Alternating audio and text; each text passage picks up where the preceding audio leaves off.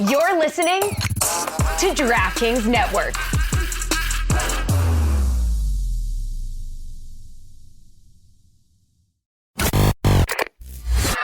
Before we get to Jeff Bezos moving to Miami, he's bought like a $77 million plot of land and a $67 million plot of land next to that $77 million plot of land. Can live anywhere he wants to in the world, and he chooses the most expensive place. And I want to get to that in a second. But I don't know how surprising it was or wasn't that the LSU, the defending champion LSU Tigers of Kim Mulkey, lost in their opener to Colorado by double digits, got swamped in a way that was surprising. Jessica and Lucy were telling me that Colorado is very good, was very good last year and returned everybody, but I didn't expect for the defending champions to come out and lose by double digits because they felt a bit UConn-y last year in terms of dominance, and I didn't think they would have any problem staying atop the sport. Is the sport changed now where you're not going to have a UConn that can just dominate because the top teams have gotten better enough? The South Carolinas have gotten better enough that everyone can feel at the top a bit like UConn did, and so you have more parity. That UConn ultimately, as women's basketball, dynastic and everything else, but it's not good to always know what the result is going to be. And when you open the next season with the defending champion and a very polarizing coach, Stugotz, a coach that a lot of people don't like, getting blown out in the opener, I was surprised by that. Should I have been? Yeah, I mean, Colorado's a very good team, so it wasn't surprising in the fact they lost, but LSU made major moves in the portal this offseason. They became just like the example of a super team, adding Haley Van Lith, Anissa Morrow. Like, it was very shocking. Just talent-wise, there's no one in the country close to LSU. So it was shocking to see them lose in that regard, but it's the first game of the season. Colorado's a really good team. Iowa played them in the NCAA tournament last year, and they almost beat us.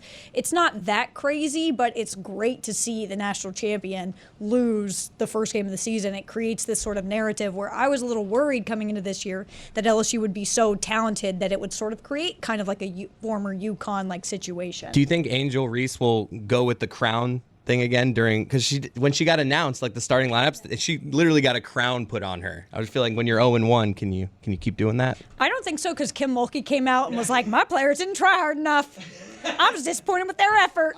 She was just going for it, so probably not. Wasn't her fault. It was everybody else's fault. That's how it goes. Her outfit was aggressively Las Vegas.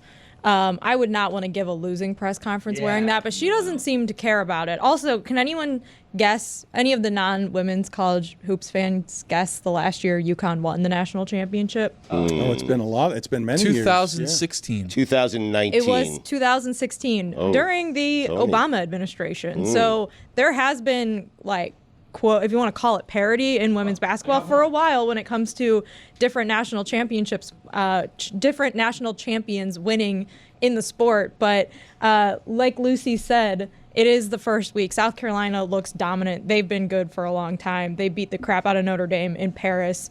Colorado is a team that brought back a ton of starters after a Sweet 16 run. Shout out to Kate Fagan, who narrated their hype video for this season, former Buffs legend. But it should be an interesting season, at least, because anytime there's big upsets, like USC upset Ohio State this week too, and they have a superstar freshman player, Juju Watkins, who's like incredible. It's going to be a fun season, I think. Also, just another note added to that, Haley Van Lith, watch out for her in the tournament. She's a very good point guard who can score, can facilitate. I really like Haley Van Lith. I want to narrate a hype video. You think I could do it? I'm sorry, Chris. I will take that under advisement in a second, but Billy is grinning maniacally. How could you not? I mean. Because right now on... Guys, watch out for Kevin Durant also, by the way. Really good in the tournament. This Caitlin Clark girl, really good. On the Pat McAfee show right now, J.J. Watt has appeared, and Billy is delighted because he's wearing a very tight Pat Tillman jersey. Veterans Day on Friday. It's just JJ. It's JJ. Yeah. It's long on brand too. Yeah. At first I was like, what was he number 40 on the Cardinals? Is he wearing his own jersey? Why would he be doing that? And then I was like, no, I know what this is. Isn't it nice that he's wearing that?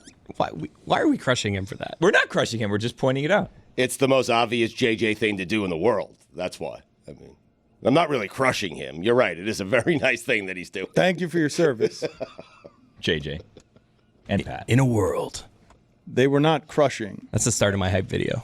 Well, That sounded more like a preview. You need more than that. That was though. more a movie preview. Well, what would come after the In a World? I was gonna splice it in. Like I would start with In a World, and you guys go back to doing show, and then I'd do something else like 20 seconds later. You can't stop them, even though you want to. Jessica, do I have it wrong that there are more teams at the top that can knock off the top team by double digits than there have been over the last 10 to 15 years in that sport? By double digits, maybe. I don't know. It's hard to like the parity question is a difficult one. Like we talk about it in college football all the time, like how you even evaluate. Like, does that mean that any team can knock off any team? Does that mean there's more talent spread around? I do think that like women's basketball as a whole, like in the pros and in college, like the product just keeps getting better and better every single year. And it's always been good, but when you have like a national championship game like this past season where it's actually getting, like it's living up to the hype, it's getting people that don't normally tune in to tune in. Maybe that does mean that there's something to it, like having new names in the championship game kind of helps. But if you have been paying attention for a while, like I don't think it's as new and as like revelatory as people have been making out it to be that just started watching. I will say I just got an ESPN notification that the NCAA reviewed the officiating from the national championship game between LSU and Iowa, and they said it was bad. Said it was bad. I could have been a national champion. Wow. They would have given me a ring for Are sure. you taking one of Kim Mulkey's rings? Yeah. I would love to do that. Yeah. That would be a dream. But you have to wear the sequin outfit. I would wear that for a year if it meant I got that national champion. The ring is hers. You're doing a movie. I don't know why I'm doing I don't know why you're doing it either. Billy, I think, Stugotz, that in the realm of rich people, I have something that rich people get a good feeling about the story I'm about to tell you, which is a friend of a friend got great delight when Jeff Bezos came around trying to buy his house, telling him no. Telling him it was not for sale for any price. So dumb. That is dumb. You got to double the price. Exactly right. Money's no object there. Yes.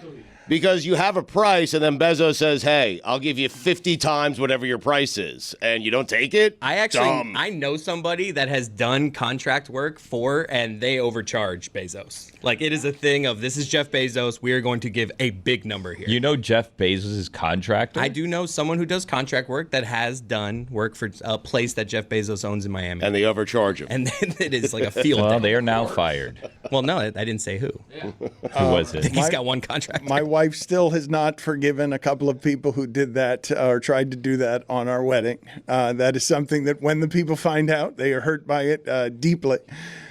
But as it relates to this particular thing, as you guys say, understandably, what an idiot that incredibly rich person is who turned down Bezos because he could have gotten double. You're speaking from the perspective of someone who's not as rich as these people who do delight in telling Jeff Bezos, no price. You cannot buy my home. That is, it's not my world. I don't know from that world. I don't compete with others on riches, but I'm telling you that in this sphere where the Bezos of the world feel like they can buy a football team and own a football team, and the other owners say, no, you can't. You can't, Bezos. You can buy a lot of things, but you can't buy one of our football teams. In that realm of rich people, they do delight in being able to do that. Bad business, though. Bad business. It really is. He'll also, if he wants that house, he's getting that house. Or he'll buy their job and then make sure they're unemployed forever. Like, don't mess with Jeffrey Kisses. Don't play this game. I mean, Bezos had to buy different. It was a different house that he had to buy. He didn't get to buy that house. Like, what do you guys are telling me? Bezos gets whatever he wants. And in this case, someone told Bezos no. Yeah, and he's going to end that someone. That's exactly what we're telling right. you. Yeah. Yes. The person's so smart, still paying for Amazon Prime every month. Idiot. Pat Riley, dumb.